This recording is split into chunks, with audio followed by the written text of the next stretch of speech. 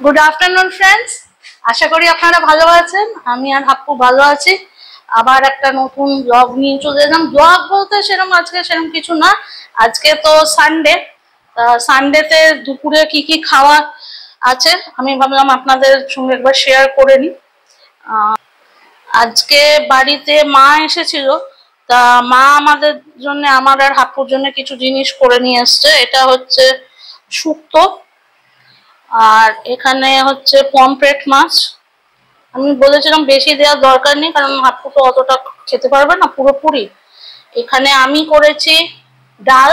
এটা কিন্তু আজকে সেই লাউ দেওয়া ডাল নয়, এটা হচ্ছে আপনার টমেটো আছে আর একটু মিষ্টি কুমড়ো আছে, এটা দিয়ে ডাল। এখানে করেছি, আপনাদের দেখাই, এই যে ঝুড়ি ঝুড়ি আলু ভাজা, আর এটা হচ্ছে মাংস, চিকেন। ঠিক আছে, এটা আজকে। আর এটা মা একটু ইয়ে এনেছিল, মিষ্টি, রসগোল্লা। আপু একটা খেয়ে নিয়েছে, আর এটা অর্ধেকটা খেয়েছে, আরো একটু বাকি আছে। তা আজকে লাঞ্চ এইটাই। আজকে যদিও নীল ষষ্ঠী, তাও এবারে তো আর আমি নীল ষষ্ঠী করছি না, তাই জন্য লাঞ্চে এইগুলোই আমরা রেখেছি।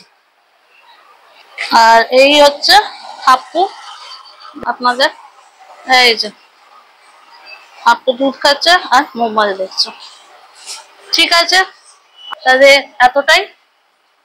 ওকে, bye, see you next time.